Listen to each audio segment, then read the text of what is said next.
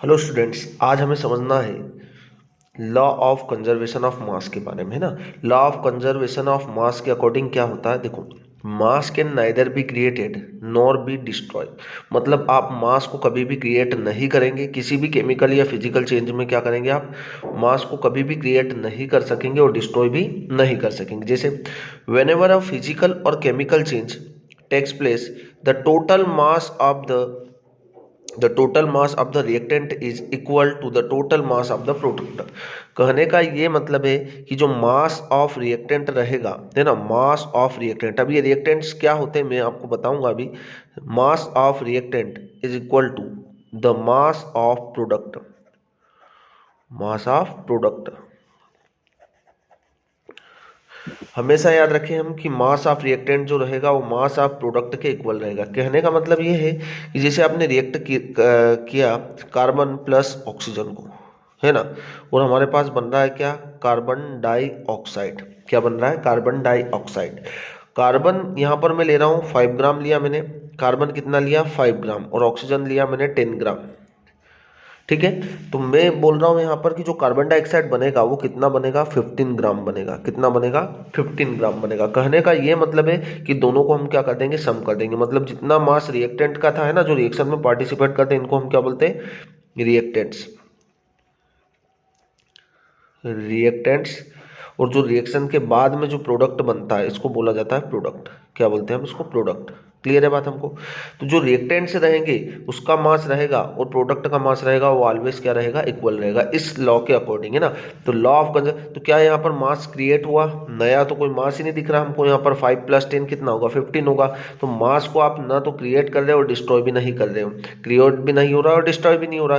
5 + 10 कितना हो रहा, 15 हो रहा। ऐसा तो नहीं हो रहा कि 5 + 10 इज इक्वल टू 12 हो रहा है, ऐसा तो हो ही नहीं रहा है ना। तो 5 + 10 कितना हो रहा है, 15 हो रहा है। तो यहाँ पर मास क्रिएट भी नहीं हो रहा और डिस्ट्रॉय भी नहीं हो रहा। मतलब केमिकल रिएक्शन के कोई भी केमिकल या फिजिकल चेंज होगा तो वहाँ पर मास क्या रहेगा, कंजर्व रहेगा, मतलब चेंज नहीं आएगा, है ना। एक और एग्जाम्पल लेंगे हम। यहाँ पर एक साइंटिस्ट थे जिसको हम बोलते हैं लैंडोल्ट एक्सपेरिमेंट। लैंडोल्ट एक्सपेरिमेंट, ठीक है। अब लैंडोल्ट एक्सपेरिमेंट क्या होता है, देखो, लैंडोल्ट एक साइंटिस्ट थे, उन्होंने एक एक्सपेरिमेंट किया था। उन्होंने क्या किया था, देखो, उन्होंने एक एच शेप का ट्यूब लिया था। क्या लिया था, एच शेप का ट्यूब, है ना। ये कांच का बना हुआ था। अब इस कांच के बने ट्यूब के अंदर क्या था, देखो, इस कांच का जो ट्यूब था इसके अंदर था दो सॉल्यूशंस लिए उन्होंने। कितने, दो। इस साइड लिया उन्होंने NaCl, है ना, एक आर्म के अंदर NaCl और एक आर्म के अंदर AgNO3 का सॉल्यूशन फिल किया। ठीक है, यहाँ पर NaCl फिल किया उन्होंने और यहाँ पर AgNO3 को फिल किया। जब दोनों सॉल्यूशंस थे, है ना, और ऊपर से इन्होंने क्या कर दिया, यहाँ से कॉर्क लगा दिया, है ना, यहाँ से पैक कर दिया। सॉल्यूशन को भरने के बाद यहाँ से पैक कर दिया। अब पैक कर दिया उन्होंने और इसका वेट क्या कर दिया, कैलकुलेट कर लिया, है ना। सपोज करो कि जो AgNO3, है ना, AgNO3 ये क्या होता है हमारे पास, सिल्वर नाइट्रेट, और NaCl क्या होता है, सोडियम क्लोराइड। इन दोनों का वेट करा, मतलब रिएक्शन नहीं हुई उसके पहले इन्होंने इनका वेट क्या कर लिया, कैलकुलेट कर लिया। सपोज करो वेट आया कितना, 20 ग्राम। कितना था वेट, 20 ग्राम। जब रिएक्शन हो गई, है ना, अब इसको क्या कर दिया, इन्वर्ट कर दिया। इन्वर्ट मतलब इसको उल्टा कर दिया।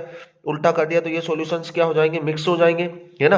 ये सॉल्यूशंस मिक्स हो जाएंगे तो हमारे पास जो प्रोडक्ट बना वो क्या बना, यहाँ पर AgCl प्लस NaNO3।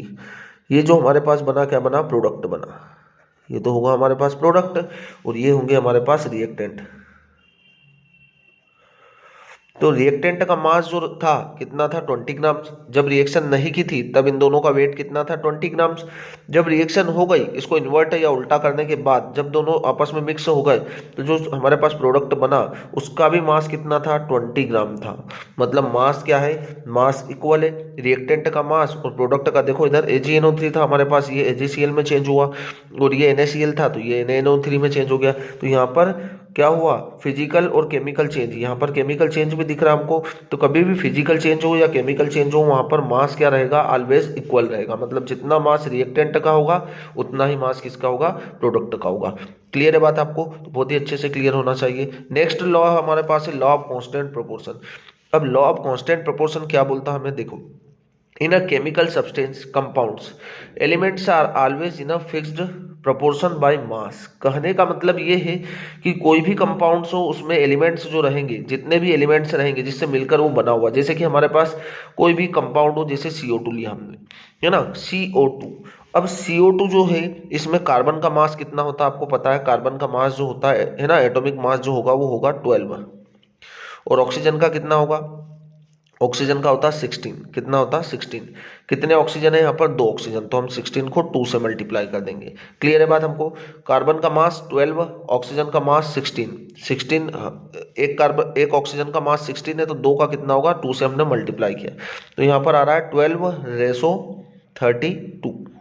ठीक है, या इसको सिंपली हम 3 से डिवाइड करें तो कितना हो जाएगा, 4 से डिवाइड कर दे तो 4:3:8। मतलब कहने का ये मतलब है कि यहाँ पर कार्बन डाइऑक्साइड के अंदर कार्बन और ऑक्सीजन का रेशो जो रहेगा वो 3:8 ही रहेगा।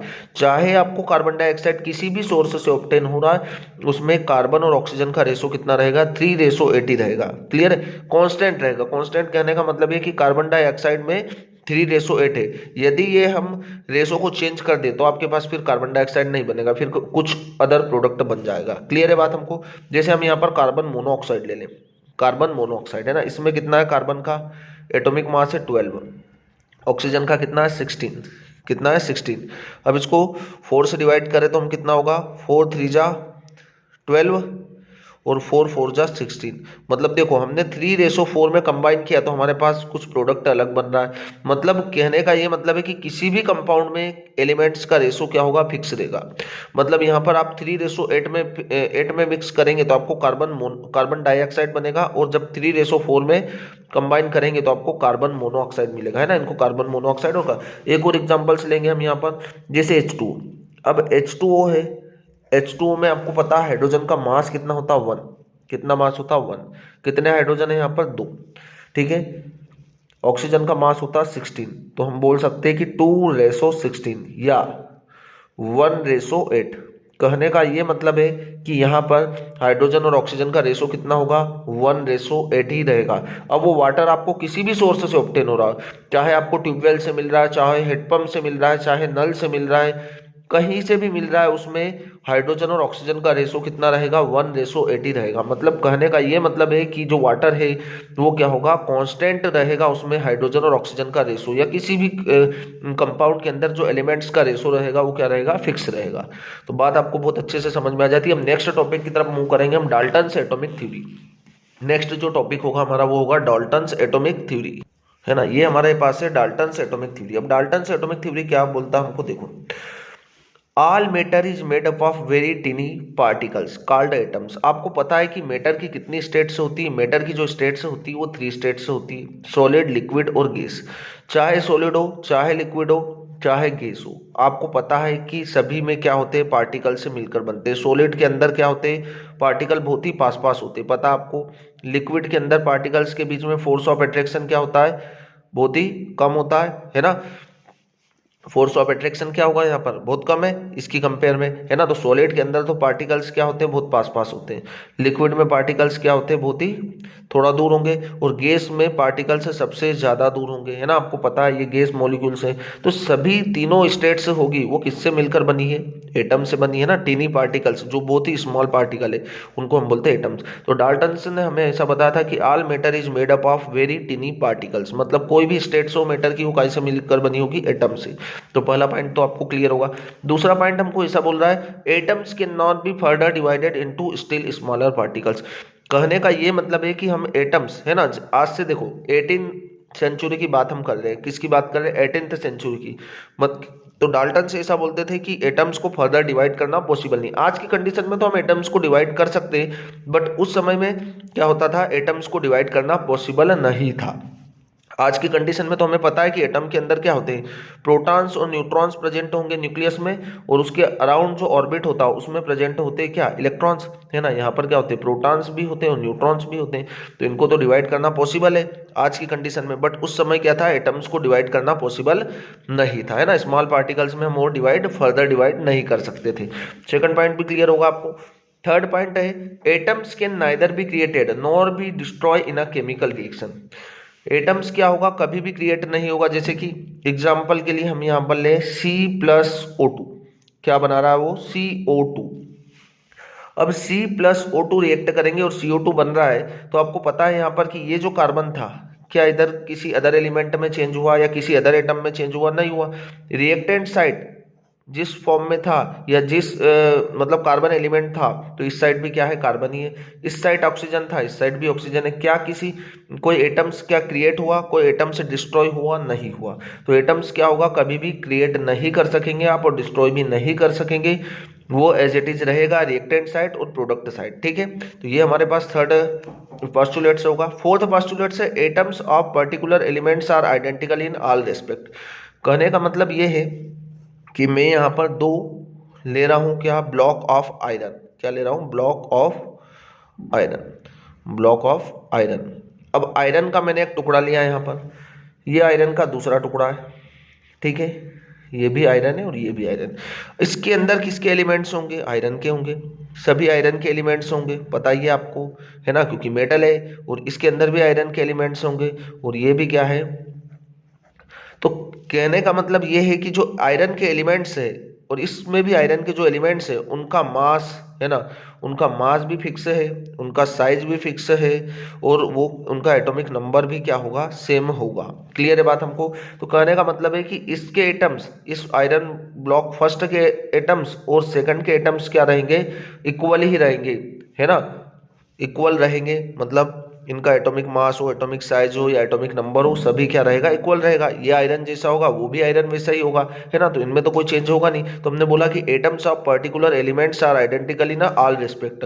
ठीक है, नेक्स्ट हमारे पास आता है atoms of one elements are different from those of any other elements. कहने का ये मतलब है कि जब आप दो कोई अदर सब्सटेंस ले लेंगे तो उनके एटम्स क्या होंगे, अलग होंगे। जैसे हमने लिया एक ऑक्सीजन और दूसरा ले लिया हमने नाइट्रोजन।